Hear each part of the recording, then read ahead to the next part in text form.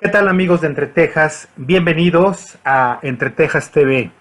En esta ocasión vamos a tener oportunidad de platicar con la maestra Dolores Aramoni Calderón, una de las historiadoras más importantes de Chiapas, que ha sido algo así como su trabajo ha sido piedra fundacional de los estudios sobre los zoques y de la historiografía de Chiapas. Su obra, publicada en 1992, marcó un hito en estos quehaceres intelectuales del Estado. Los refugios de lo sagrado, religiosidad, conflicto y resistencia entre los zoques de Chiapas, es el título de este libro, que servirá como guía conductora de nuestro programa, pero sin duda que la maestra Aramoni nos compartirá mucho más de su experiencia en la academia, en la investigación y en sus conocimientos sobre la historia y la antropología de Chiapas. La maestra Dolores Aramoni Calderón estudió antropología social en la Universidad Iberoamericana de la Ciudad de México. Cuando concluyó sus estudios de antropología, regresó a Chiapas en 1971, dedicándose a la docencia durante varios años e inició sus estudios acerca de los zoques de Chiapas, en particular los de la región de Tuxtla. Participó en las propuestas para la creación de la UNACH e impartió clases en la Facultad de Medicina, fue profesora fundadora del área de Humanidades y fue investigadora de medio tiempo en la Comisión de Estudios Socioeconómicos de la misma universidad hasta 1978. Durante algunos años, del 79 al 82, colaboró con el Archivo Histórico Diocesano de San Cristóbal de las Casas. Resultado de su labor en él fue la publicación de documentos históricos en el periódico El Tiempo en San Cristóbal y los dos primeros boletines de ese archivo. En 1984 fue invitada por el entonces rector de la UNACH, el doctor Eberto Morales, a participar junto con otros académicos en la creación del primer centro de investigaciones de la universidad, que inició sus labores en abril de 1985 con el nombre de Estudios Indígenas, ahora Instituto. Desde el Instituto de Estudios Indígenas ha sido invitada a impartir clases tanto a nivel licenciatura como en maestría en la misma universidad y en otras instituciones de investigación en la ciudad de San Cristóbal de las Casas. Entre sus publicaciones podemos mencionar Fuentes para el Estudio de Chiapas, Boletines 1 y 2 del Archivo Histórico Diocesano, Un entremés chiapaneco del siglo XVIII, La enfermedad que muda de matices, Caracterización del mal del pinto en Chiapas, siglo XVIII, en coautoría con Mario Humberto Ruz Sosa.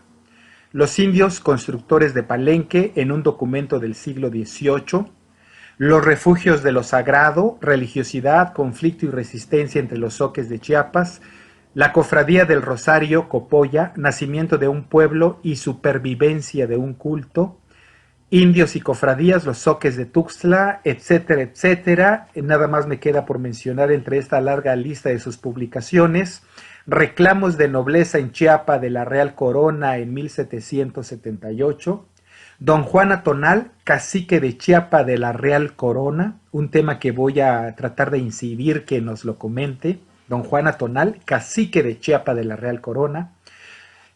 Visitas religiosas entre los pueblos de San Bartolomé de los Llanos y Socoltenango en el siglo XIX. Ha participado en infinidad de congresos, coloquios y encuentros académicos, tanto de carácter regional como nacional e internacional. Ha recibido varias distinciones, entre las más importantes. En 1990 ganó el primer lugar en el primer concurso de investigación regional por su libro Los refugios de lo sagrado, organizado por Conaculta. Fue investigador nacional de 1991 a 2000 y en 2000 el Instituto Nacional de Antropología e Historia le otorgó la presea a Miguel Otón de Mendizábal por su labor en la conservación, protección y difusión del patrimonio histórico y cultural de México. En noviembre de 2007, diversas instituciones nacionales y estatales organizaron el primer coloquio de arqueología y etnografía zoque como homenaje por sus 30 años dedicados al estudio de los zoques de Chiapas. Bienvenida a Entre Tejas TV, maestra Dolores Aramoni Calderón. ¿Me oye o no? Sí, la oigo muy bien, maestra. Qué gusto saludarla, maestra Dolores Aramón, y no sabe qué gran deseo tenía de que platicáramos con usted, su prestigio, sus trabajos sobre la cultura zoque, su influencia en la academia en Chiapas, pues no me hacían más que tener grandes expectativas de tener esta oportunidad de platicar con usted justamente. Le propuse, maestra, que platicáramos sobre su libro Los refugios de lo sagrado, religiosidad, conflicto y resistencia entre los zoques de Chiapas, que es el gran libro de aportación, podríamos decir, de los inicios de los estudios de los zoques en Chiapas. Tengo entendido que lo publicó en 1992, ¿verdad? Sí, la primera edición y la segunda creo que 2014. Claro. Y fue un trabajo que en su momento fue premiado por, no recuerdo si el INA o el Consejo Nacional para la Cultura y las Artes, pero bueno, ¿qué es lo importante de esto? Maestra, usted pionera en el estudio tan sistematizado de los zoques, y quiero decirle que hasta la fecha se sigue investigando sobre los zoques. Considero, es una opinión personal, por supuesto que los especialistas no lo dirán, pero yo considero que ha habido una gran injusticia con respecto al estudio de los zoques. No se ha desarrollado como otras culturas del territorio chiapaneco, prehispánico y colonial. Maestra, usted misma en su libro eh, comenta que no es cierto que no haya información documental con fuentes documentales sobre los zoques, que había que ponerse a trabajar con ello, y usted lo hizo en el archivo diocesano justamente cuando inició la investigación para este libro. ¿Cuál es su posición en la actualidad con respecto al estudio de los zoques? Bueno, creo que tendríamos que partir de una cuestión. Eh, Generalmente se ha acostumbrado en la antropología en los últimos años a hacer estudios sincrónicos, es decir, estudios enfocados al presente de estos pueblos. Sin embargo, eh, existe una abundante documentación que permite estudios diacrónicos. Lo que ha sucedido con los zoques, y lo menciono en el libro, es que no han recibido la atención que debería de haberse prestado a esta etnia. Por poner un ejemplo, durante muchísimos años, desde el punto de vista arqueológico, se privilegió el estudio periodo llamado preclásico. No fue hasta después de muchísimos años que Garrett Lowe y Thomas Lee se dieron cuenta de que estos estudios sobre el preclásico se estaban llevando a cabo, en el caso concreto de sobre el territorio zoque. Y eso da una vuelta al enfoque de esta arqueología. Es decir, se empieza a desarrollar una arqueología sobre los zoques. Y se empieza a plantear la hipótesis perfectamente probada ya de que este territorio era un territorio ocupado por grupos que van a dar por resultado después a los olmecas, llamémosle históricos, los de las grandes ciudades de la costa del Golfo. Sin embargo, dentro de la depresión central de Chiapas, en buena parte de la costa hay restos arqueológicos que nos plantean la permanencia de estos grupos, llamemos preolmecas. Los arqueólogos les han puesto varios nombres, mocayas, etc. Pero esta ocupación nos habla de un gigantesco territorio en donde después los antropólogos sociales y los etnohistoristas, pues hemos enfocado nuestros estudios hacia zoques, mijes, popolucas, etcétera, con sus variantes regionales en Chiapas, Oaxaca, Veracruz y Tabasco. ¿Sí?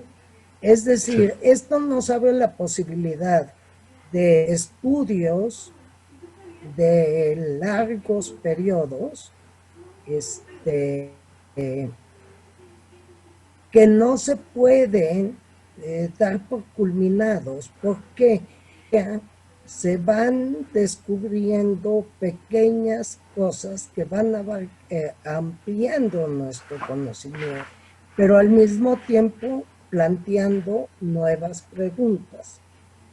Por ejemplo, recuerdo ahorita el año, pero es muy reciente y está a punto de salir un libro que está muy interesante, de la doctora Lynette Lowe, sobre su descubrimiento en Chiapa de Corzo, en la actual Chiapa de Corzo, en el Montículo 11, donde descubrió el entierro más antiguo en pirámide, y es un entierro zoque, ¿sí?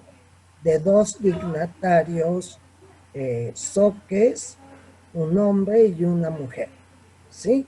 Este es un descubrimiento muy importante, porque cuando hablamos de Chiapa de Corzo, y se pueden enojar o lamentar,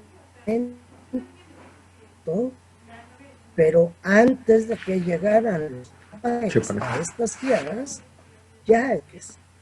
Y este entierro pues es maravilloso, porque nos abre una ventana nueva a la comprensión de esta cultura, ¿sí? Estos son solamente los. Ahora, poco a poco, si usted hojeó mi libro, por lo menos... Lo leí completo, maestra. Tenía un gran interés de hacerlo. Una semana. Usted, pero no, maravilloso libro, ya lo voy a comentar. Yo allí digo que ese libro empieza con una pregunta aparentemente muy sencilla. Yo nací en Tuxtla Gutiérrez y durante mi infancia, pues yo oía siempre las cueterías relativas con las fiestas de las Virgencitas de Copolla.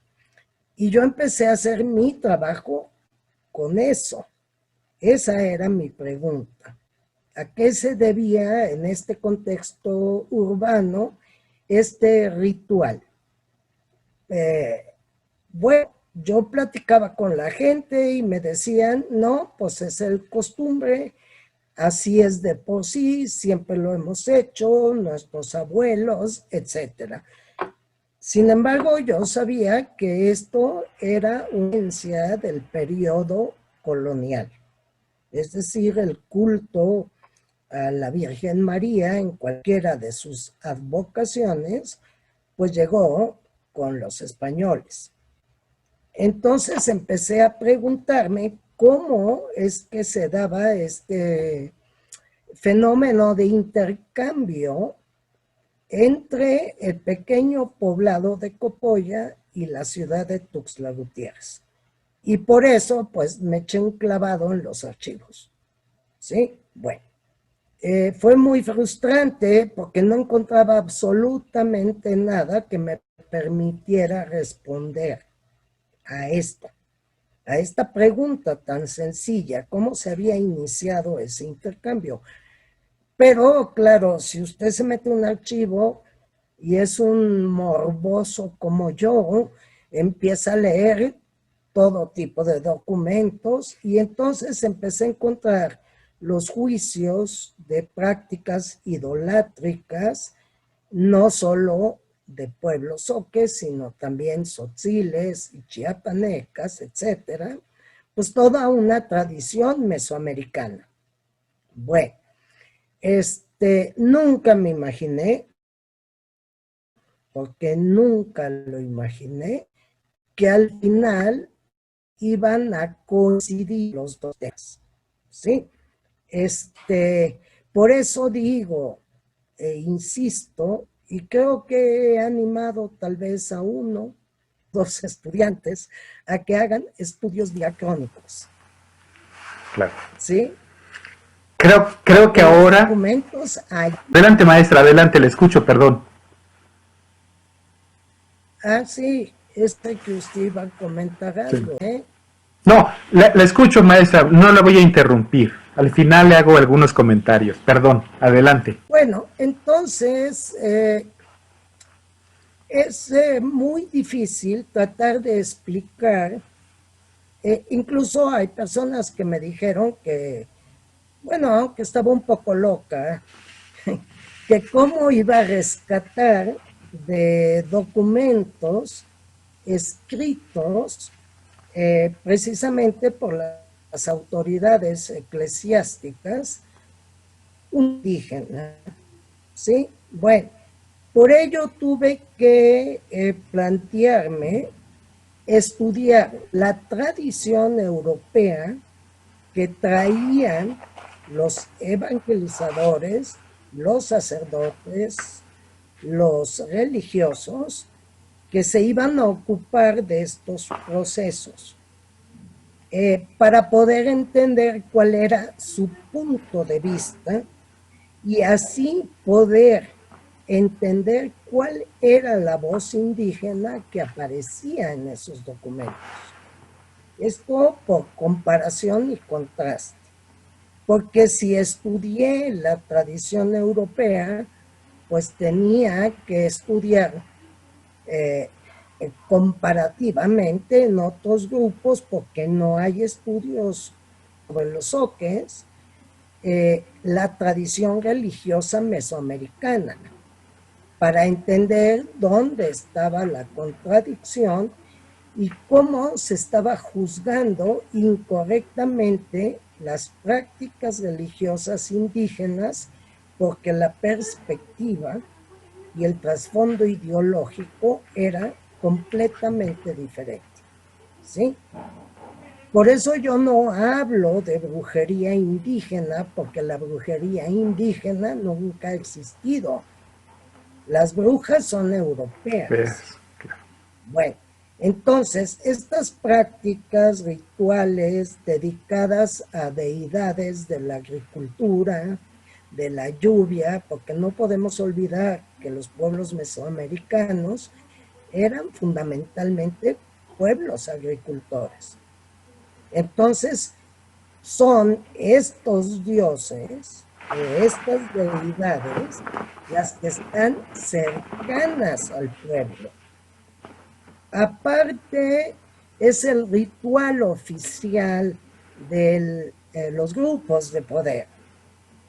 Pero el pueblo está más preocupado porque llueva, porque las semillas germinen, porque la diosa madre nos ofrezca la tierra, nos ofrezca sus bienes, ¿sí? Y es este tipo de cultos los que fueron prácticamente imposibles de destruir por los evangelizadores españoles. Se fueron modificando, pero su permanencia pues la podemos ver hoy mismo en muchos grupos indígenas, porque pues en el caso concreto de los zoques de Tuxtla, por poner un ejemplo, Si usted va a la ceremonia de la siembra que se celebra el 8 de diciembre, curiosamente, día de la concepción de la Virgen, la diosa madre de la fertilidad, pues en un contexto urbano donde soques que antropólogos, historiadores, albañiles, carpinteros, empleados de comercios, propietarios de negocio que se identifican como soques, practican un ritual que es eminentemente agrícola y propiciatorio, ¿sí?, para las cosechas del próximo año. Pero prácticamente ninguno de estos indios pues tiene una parcela donde sembrar maíz. ¿Por qué? Porque el contexto urbano ya no se los permite, ¿sí? Claro. Sin embargo, la tradición está allí y el ritual sigue siendo un ritual agrícola, adivinatorio y propiciatorio de las buenas cosechas, ¿sí? Ese es un ejemplo. Es decir, el trasfondo de esto va hasta la época prehispánica, a las grandes fiestas dedicadas a la diosa madre y a las deidades de la lluvia, femeninas y masculinas. Eso no hay que olvidarlo, siempre es un binomio, ¿sí? Ese es un ejemplo, ¿sí? Puede haber muchos más que podríamos traer a colación. Por eso es que me fue posible seguir este hilo conductor, utilizando las dos tradiciones religiosas, para ir tratando de entender cuáles fueron las estrategias de unos para destruir y sustituir, porque también eso no hay que olvidarlo, no de destruir todo, ¿sí? Claro. Y las estrategias de los grupos indígenas para conservar, para decirlo muy sencillo, para cambiar permaneciendo. Es decir, fueron llevando o introduciendo cambios que les permitieron continuar su tradición, como lo siguen haciendo ahora. ¿Sí? Claro. Esto lo podemos observar hoy. Claro. ¿Cómo cambiar para permanecer? Bueno, es más, usted, yo y muchos, cada vez que enrollamos una tortilla con sal, estamos conservando una tradición, ¿sí? Por supuesto, claro. Sí, Sí, claro. sí, a la mejor ahora, pues le echamos, hacemos taco de res, pero no había vacas antes, pero no importa, el hecho de enrollar la tortilla como nuestro alimento fundamental mesoamericano, bueno, Claro. en vez de una hamburguesa horrible. Estoy de acuerdo con usted. ¿Sí? Maestra, si me permite, voy a Sí. comentar ahora que charlo con usted, pero también para el público, algo que me fue muy sorprendente. Recuerdo en mis lecturas juveniles haber leído al maestro de la Maza con el tema de Francisco de la Maza con el tema de la Tonantzin, que tiene que ver con el guadalupanismo y todo eso, ¿no? Como usted lo dice, seguramente en muchas regiones ocurrió lo mismo, pero para mí fue fundamental el hallazgo en su trabajo de esta deidad Hantepusi y Lama, ¿no? Que usted dice fue sustituida durante la época colonial por la Virgen María. O sea, este suceso de hipostasiar una religión sobre la otra para que permanezca para que permanezcan las dos al mismo tiempo. Y todo este concepto que usted habla de la religión, se me hizo en verdad maravilloso su libro, que le digo que sí lo leí, tenía mucho interés de hacerlo pese a sus 250, casi 400, mejor dicho, páginas, que fue como un reto cuando usted me dijo, ver, ahí está, a ver si hay oportunidad que le eche un ojo cuando pactamos esta entrevista. Pero en verdad fue algo delicioso, entendí muchísimas cosas. Me encantó la parte que usted habló de la introducción del tema de la brujería en Europa, y luego el asunto de la idolatría aquí que fue interpretada de otra manera por los religiosos. Pero este tema de esta deidad tiene que ver con las vírgenes de Copolla, la Hantepusi y Lama. Yo ya había escuchado esto también con la arqueóloga Yoma, que nos tiene un trabajo ahí sobre Chicoacén 2, que luego seguramente se lo va a compartir. Pero muy interesante, ¿nos puede hablar de esta deidad? Que no está en el imaginario de los chiapanecos, que no pensamos en Hantepusi y Lama, que no sabemos quién es. La escucho. Bueno, en primer lugar el nombre es náhuatl. Hantepusi es cobre y Lama es vieja, es la vieja de cobre. Los que llevaron a cabo el juicio en este proceso la llaman vieja de fierro, pero realmente lo que utilizaban los indígenas era cobre. Bueno, es una deidad terrícola, es la madre terrible, es la que da y es la que quita, es decir, se sale de ella y se vuelve a ella, porque no hay una destrucción nunca en el pensamiento mesoamericano. Si hay una recorporación y se vuelve a surgir. Esto es típico de un pueblo agricultor. ¿Sí? Bueno,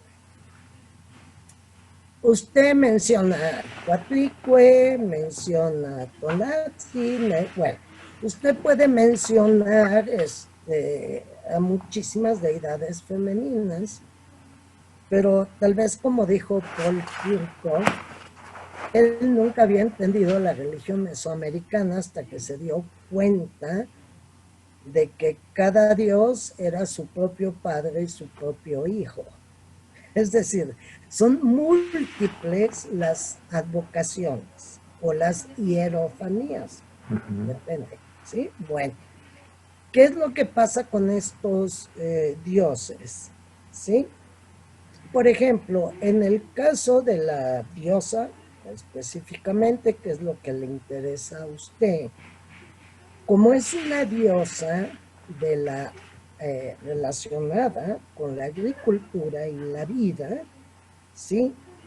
Es una diosa que se transforma a lo largo del ciclo anual, del ciclo de cultivo, y va a tener múltiples advocaciones. Es como la Pombia Chue, que reside en el volcán Chichonal, que de mañana es una jovencita, conforme va transcurriendo el día, va envejeciendo, entre comillas, hasta que en la noche se convierte en una devoradora, ¿sí? Y ya es una mujer terrible con vagina dentata. Bueno, eso lo encuentra usted también reportado en el libro de Félix Báez Jorge, de de las diosas. Pero usted también lo puede encontrar, por ejemplo, en el libro de ¿cómo se apellida? Solares, Blanca Solares, Madre Terrible, la diosa en la religión del México antiguo, en donde va analizando a estas deidades femeninas desde la época hispánica más remota, cómo van evolucionando y por qué son importantes. Esto sigue siendo la agricultura, la diosa madre que da la vida, pero también la retoma. ¿Sí? Bueno, ahora, Jantepuse, usted dice, no hay memoria. Bueno, no hay memoria con el nombre de Soques. Eso es uno de mis pendientes, pero desgraciadamente no lo encuentro. Pero en celtal, pues se llamaba Alagón.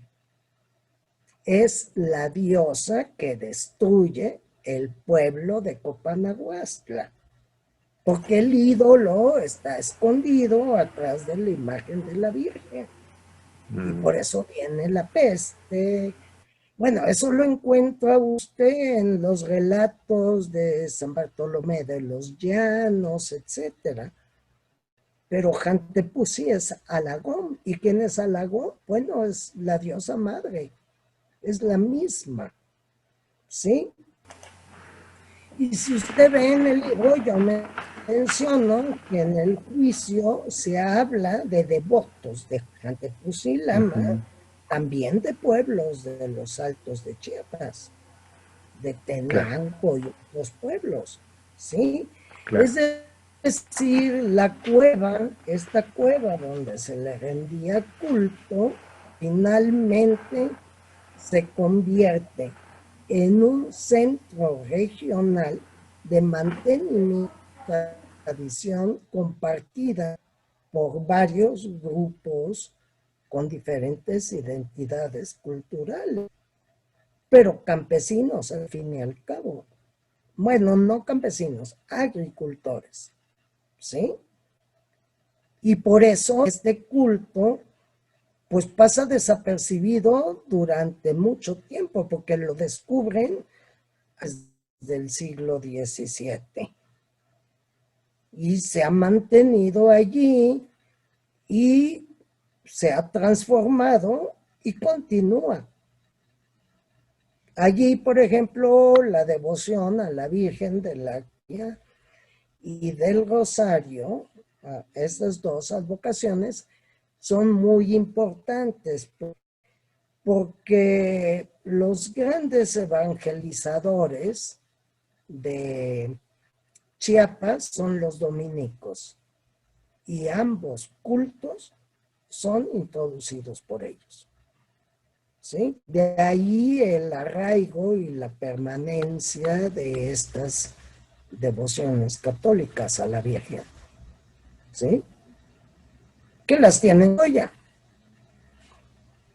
La Virgen de Candelaria, la Virgen de Rosario y esa Olachea que le dicen Santa Teresa Olachea y que curiosamente procede de Unca del Valle de Cintalapa, Jiquipilas, ¿sí? Pero que si usted ve la imagen es una Candelaria. No es otra, no es una santa, se le celebra el día de Santa Teresa, pero es una Candelaria. ¿Sí? Pero bueno, es un poco así. Ahora, ¿quién es Jantepuse? Pues la diosa madre, la dadora de vida. Claro, claro. Maestra, déjeme comentar a quienes están haciendo el favor de acompañarnos en este programa que su trabajo, su libro, es en verdad una delicia. Usted se puso a trabajar principalmente en el Archivo Diocesano de San Cristóbal, encontró una serie de materiales, sobre todo de juicios de los frailes y de las autoridades eclesiásticas del siglo XVII, XVIII, y entonces cada uno de estos juicios es en verdad un cuento, una novela, una gran historieta que usted nos comparte en este libro, que desde la perspectiva suya como antropóloga, como historiadora, reviste una importancia, pero además tiene este gran degusto literario para otros lectores que nos acerquemos a ello. Por eso los invitamos a que lean este libro, y si nos escriben a entretejas1@jmail, entretejas1, bueno, está ahí abajo por escrito nuestro correo, se los vamos a compartir, ¿verdad, maestra? En forma digital, que creo que va a ser una gran oportunidad. Maestra, aprovecho para hacer un intermedio y regresamos en un momento. ¿Le parece bien? Perfecto.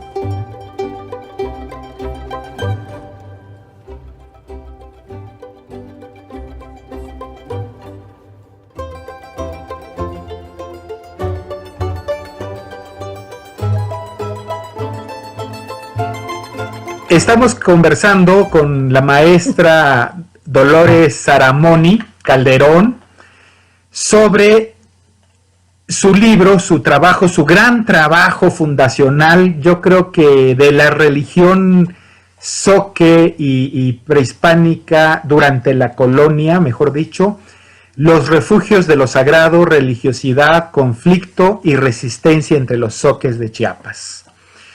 Quería comentar, maestra, que hay una parte en el libro donde se menciona, entre los documentos que usted halla en el archivo diocesano, de una niña que es hija de un sacerdote de la religión prehispánica, de alguna religión prehispánica, y siendo ella niña, no siendo varón, bueno, le iba a corresponder ser la heredera de esa tradición, y cuando está en los tribunales y la están inquiriendo, ella cuenta que va a una de las cuevas a donde lo lleva su padre y ve a esta gran diosa, a una vieja de cobre que justamente es la diosa, ¿no? Bueno, en verdad que hechos de estos hay una gran cantidad en su libro, muy interesantes, pero a lo que quiero llegar es que uno se adentra en su libro, en esta obra, y uno empieza a entender el asunto de la religión prehispánica y su transición a la época virreinal o colonial, mejor dicho, y bueno, comprendiendo estas cosas. Yo, algo que me sorprende mucho es que no tengamos conocimiento de esta dualidad de las diosas, que ahorita nos ha explicado, que detrás de una figura de un santo estaba la figura previa de la religión prehispánica, ¿no? Y cómo el estudio de eso ha ido dando grandes luces desde hace 3 décadas en el conocimiento de los zoques, por supuesto. Pero cuéntenos a usted qué le significó toda esta investigación, porque después publicó muchos trabajos en que hablaba de varios de estos temas que encontré por allí en la revista Liminar, por ejemplo, un trabajo suyo sobre Don Juan Atonal, cacique de Chiapa de la Real Corona. Creo haber entendido que la Inquisición en la colonia en Chiapas se dio la tarea de perseguir a los caciques que eran económicamente poderosos y representativos en sus comunidades, ¿no? Esa fue un poco la cacería de brujas, que casi no atendió realmente a los indios menos afortunados en el aspecto económico. Es una sensación que me dejó un poco como que la Iglesia Católica o sus dignatarios persiguieron a los caciques de alguna manera para apropiarse de su riqueza. ¿Se da ese caso? Para nada. No. En primer lugar, los indígenas no caían bajo la jurisdicción del Tribunal de la Inquisición. Correcto. La Inquisición en Nueva España se instituye en 1571 los primeros frailes traían facultades inquisitoriales en el sentido del procedimiento de investigación y estaban facultados para castigar. Pero como se cometieron excesos, tanto en el centro de México como por ejemplo en Yucatán, Fray Diego de Landa, que también realizó autos de fe, esas facultades les fueron retiradas, las facultades inquisitoriales. Es decir, los indígenas empezaron a ser tratados en asuntos de fe como cristianos nuevos. Y la Inquisición se ocupaba solo de los cristianos viejos. Por eso los indígenas quedaron bajo la jurisdicción de los tribunales de los obispados. ¿Sí? Bueno, y van a ser juzgados como cristianos nuevos. ¿Sí?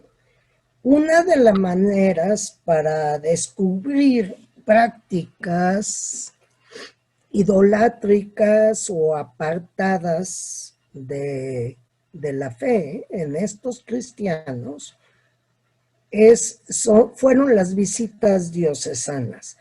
Es decir, cuando los obispos tenían la obligación de visitar su diócesis, se leían edictos pidiendo que se denunciaran este tipo de prácticas. Y usted lo puede ver en varios de estos juicios. Las denuncias parten de visitas diocesanas. Ahora, usted sacó a colación a Juana Tonal, que no es zoque, sino chiapaneca, y pues el Juana Tonal, que es muy interesante porque fue uno de los que defendió a los primeros dominicos, su familia, para que se establecieran en Chiapas. Por eso el proceso se llama después de 30 años de cristianos y salen con estas prácticas, ¿no? Bueno, lo que pasa en ese juicio, que es muy interesante, es que se les juzga por prácticas idolátricas, pero hay también un asunto de corte económico. Y es que como se les obligaba a pagar X cantidad de tributos, lo que podían hacer algunos caciques, de acuerdo con autoridades españolas, era inflar los padrones de tributarios o desinflarlos. Es decir, esconder tributarios. ¿Sí? Y allí hay un problema, por eso interviene la audiencia y por eso los liberan. No se libran de las sanciones religiosas, eso no, ¿sí? Pero es muy interesante lo que descubre el obispo Feria en esas prácticas del grupo, de esta cofradía de los 12 que se denuncia junto con Juana Tonal. Y allí volvemos a las prácticas propiciatorias de corte agrícola, porque lo que se está pidiendo son lluvias, deidades de las lluvias, y también están participando de manera muy importante mujeres. Y esta es una particularidad, la importancia de las mujeres en la religión chiapaneca. Bernal Díaz de Castillo lo dice desde el principio, que encabezaba las huestes guerreros chiapanecos, una bruja, una mujer, ¿sí? Que acompaña a cualquier otro, ¿no? Y aquí hay dos mujeres muy, muy importantes. Curiosamente, Santa María y Santa María Magdalena. Es decir, ya no tienen un nombre, ¿no? Sino se refieren a ellas con un carácter cristiano. Pero los rituales que están practicando en las cuevas, pues son rituales propiciatorios de fertilidad. En el caso de ese proceso. Pero el Juana Tonal, pues sí, resultó una fichita. Pues. O sea, porque también los caciques jugaban en ambos bandos. No necesariamente iban a su grupo, sino que también podían estar aliados con el grupo dominante para obtener privilegios específicos, ¿no? Esto a veces se nos olvida. ¿Sí? Maestra, la verdad es que uno se queda con la idea de que llega la presencia española y se termina la religión anterior y empieza la cristiana. Y no, pasan 2 siglos o pasa más o hasta la actualidad sigue ocurriendo, ¿no? Pero hay una cosa que le quiero preguntar y que me pareció muy interesante. Es decir, lo comentó usted en un momento anterior. La gran religión prehispánica de los sitios, de los templos, estaba muy alejada del pueblo. Llega la presencia española, llega la religión católica y la que sobrevive obviamente ya no es la gran religión de los dignatarios, del Estado, la oficial, sino la de los pequeños poblados y como usted lo decía, la del agricultor en contacto con sus númenes tutelares cercanos, las cuevas, los eventos propiciatorios para esto. O sea, que nos quede claro eso, que es como un poco como hacer el símil con el español que hablamos no fue el latín clásico, sino fue el latín popular el que permaneció para conformar las nuevas lenguas romances, ¿no? Así fue un poco el asunto de la religión en Chiapas, hablemos de Chiapas, y ¿cree usted que falta mucho por documentar todavía todo este proceso, todo este material que puede estar en los archivos, de los juicios, de todo esto?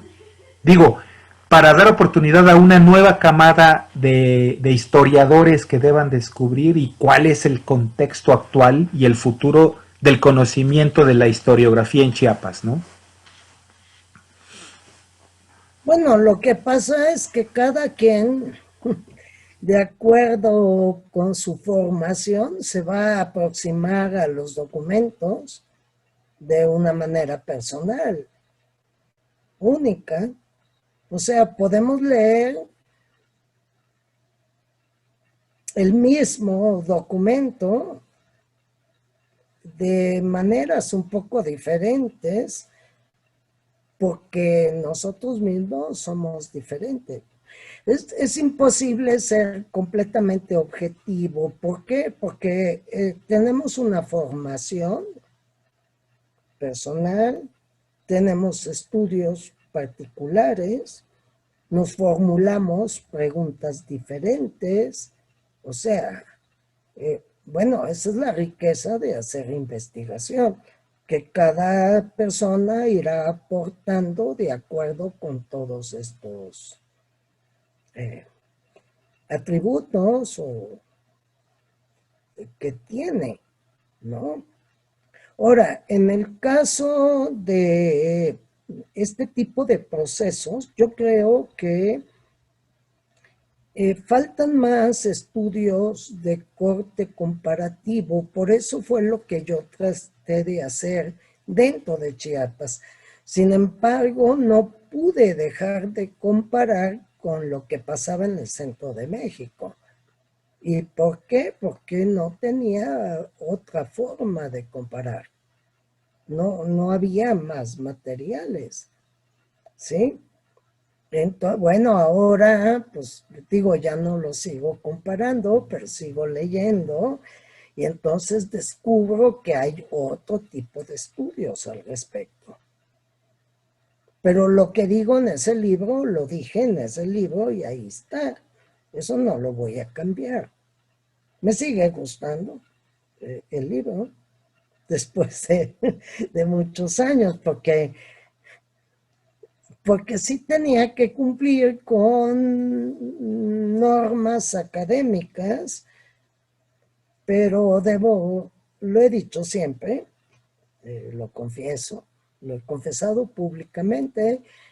Mi interés era que fuera un libro que pudiera leer cualquiera sin meterse en complicaciones de términos complicados, eh, rollos teóricos, etcétera. Es decir, que estuviera en el lenguaje más sencillo posible. Y creo que algo logré porque estos soques que sean, estos tusclecos que se identifican como soques, pues usaron ese libro para refutar al señor obispo de Tuxtla, cuando los trató de idólatras por sus prácticas con las virgencitas de Copolla, ¿no? Entonces, bueno, creo que el libro sirvió. Y eso se lo debo y se lo agradeceré siempre a mi mamá, que fue mi primera lectora. Entonces yo le llevaba y ella me decía, esto no me gusta, o no uses estas palabrotas de antropóloga, cámbiale, no importa, escribe un párrafo, pero quita la palabra, ¿no?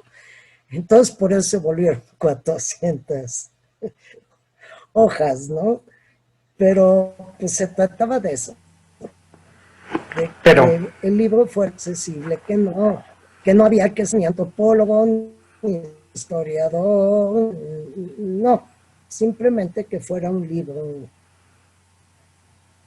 accesible, ¿no? Y creo que en cierta forma eh, ha servido, sí, claro, mucho, maestra. ¿sí? Oiga, que Diosito tenga a su mamá en su gloria por haberle, digo, por muchas cosas seguramente, pero por haberle quitado a usted la arrogancia juvenil de académica y de investigadora al ir despojando de todas esas palabrejas tan complicadas que no nos hubieran permitido leerlo en la actualidad.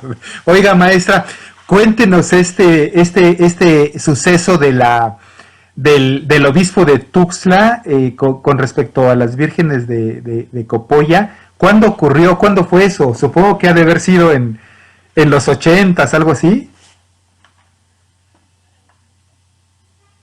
No, no tengo acuerdo ahorita la fecha exacta, ni el nombre del obispo, que también me tachó de idólatra y Sí, demás. es que Bueno, me dedico. Sí. eso es lo Bueno, interesante, eso es lo chusco. lo que pasa es, hubo un conflicto muy serio. Eh, Cuento así muy brevemente. Copolla, lo menciono en el libro, sin embargo escribí también, apareció en unas memorias de un congreso. Copolla, el pueblo de Copolla, originalmente fue una estancia de ganado mayor del pueblo de Tuxtla. Eh, Sus tierras estaban comprendidas dentro de lo que en la época colonial se llamaban los ejidos del pueblo.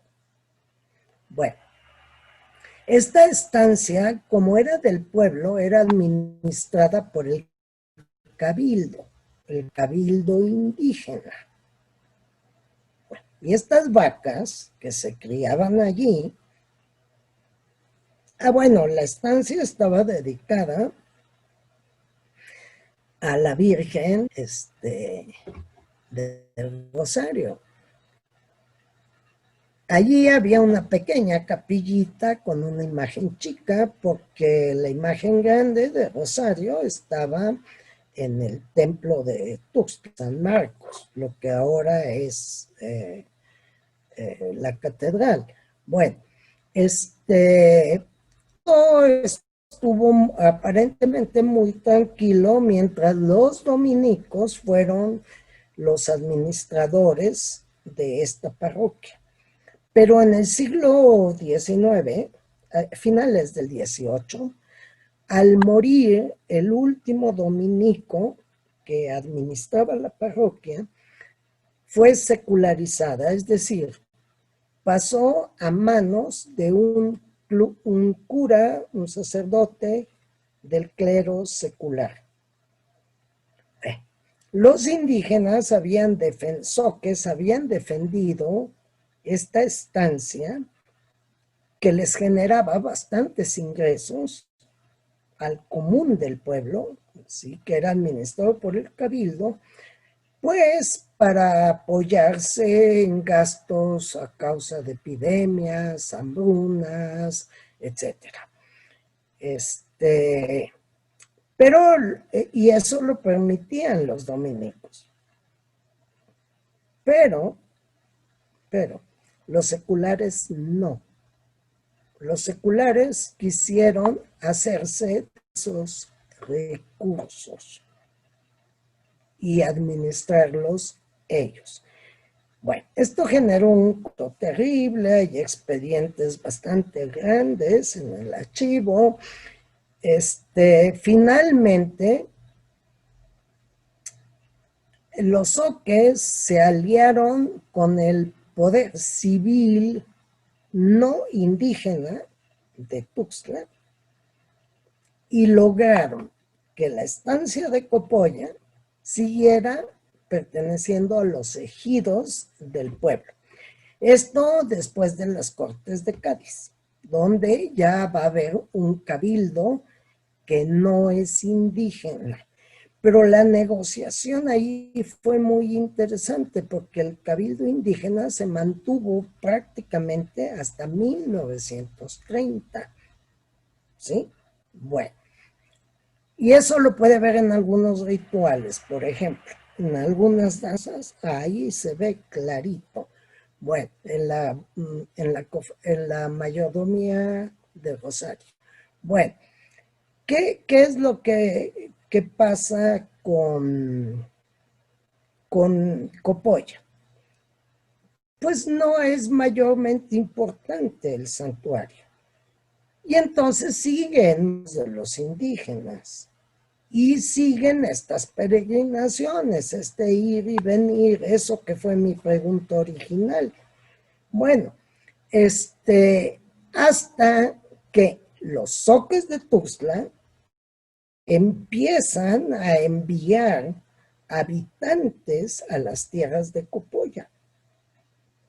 Y en 1892 solicitan que esa ranchería que ya han formado allí sea elevada a la categoría de pueblo. ¿Sí? Pero son zoques de Tuxtla, allí no había nadie, era un rancho.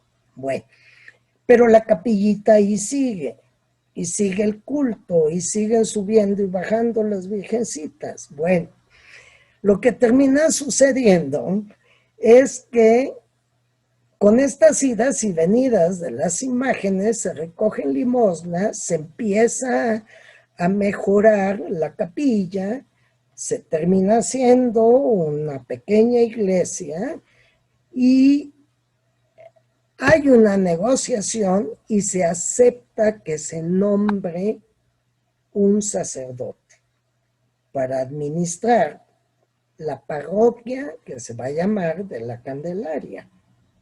Bueno, y allí empiezan los problemas. El conflicto mayor fue en un regreso de las imágenes capilla, en donde, no voy a mencionar nombres, está publicado, lo pueden consultar, se pretende quemar a la albacea de la mayordomía, ¿sí? Y entonces, bueno, le defienden los miembros de la mayordomía, pero son despojados de las imágenes. Y las imágenes quedan en el templo, ya administrados por un cura. Ya no les permiten a la mayordomía. Se supone que con esto iban a terminar con el culto, pero bueno, como a mí me lo dijo la albacea y me lo dijeron varios miembros de la mayordomía, bueno, pues conseguimos otras imágenes y que suban y bajen, y esto continúe y continúa. Bueno, fue un proceso bastante difícil, corrieron muchos insultos y demás, ¿no? Ahora hay una especie de paz relativa. Yo ya casi no voy, no porque no quiera ir, sino porque ya tengo limitaciones físicas, de movilidad, y ya no puedo hacer tanto trabajo de campo, ¿no? Hace ya unos años. Pero, bueno, las vírgenes siguen yendo y viniendo. La parroquia, bueno, quitaron al cura, ese obispo se fue, ahora fastidia a los oaxaqueños, está ya en una diócesis de Oaxaca. Parece que el cura que está ahora es un poquito más amigable, en fin, pero la tradición sigue, la tradición no desapareció, ahí está, las imágenes suben y bajan en sus mismas fechas. Este año, bueno, por la pandemia estuvo un poco más complicado, ¿no? Pero pero bueno, sigue la tradición, ¿no? No ha desaparecido. Hay cosas que por decreto episcopal no se pueden detener, ya queda clarísimo. Maestra. Bueno, mire, si usted lo ve, el catolicismo, por lo menos de los zoques de Tuxtla y de algunos otros poblados de acá, es un catolicismo tridentino, es decir, sigue las normas del Concilio de Trento y sobre todo en cuanto al culto y las devociones. Y como la iglesia ha cambiado, pues la iglesia trata de cambiar, bueno, la iglesia trata de cambiarlo, pero pues ellos responden siempre, es la herencia de nuestros antepasados y así vamos a seguirlo haciendo, ¿no? Claro, claro. ¿Sí? Pues maestra, qué maravilla, la verdad es que nos platicó una pequeña historia, microhistoria, que podría contarse de todos los poblados de Chiapas, este tipo de sucesos. Creo que queda una gran labor todavía para los egresados de antropología, de historia, de sociología de nuestras universidades. Y qué maravilla, hay mucho todavía por investigar, por conocer, por difundir, por divulgar, que ese es nuestro propósito. Le agradecemos mucho en verdad su tiempo. Sabemos que desde hace tiempo está retirada de la academia, no está retirada del estudio, del conocimiento, afortunadamente. Gracias por habernos recibido en su casa, en su estudio y habernos compartido esto. Ojalá se anime más adelante y hay oportunidad de que mantengamos otra charla. En verdad se la vamos a agradecer muchísimo. No, yo le agradezco a usted su invitación y bueno, fue un gusto platicar y solo lamento que se haya tenido que leer el ladrillo ese. No, qué Pero, maravilla. Le voy a pero sí, confesar, eh, le voy a nada, confesar, sí. perdón, le escucho.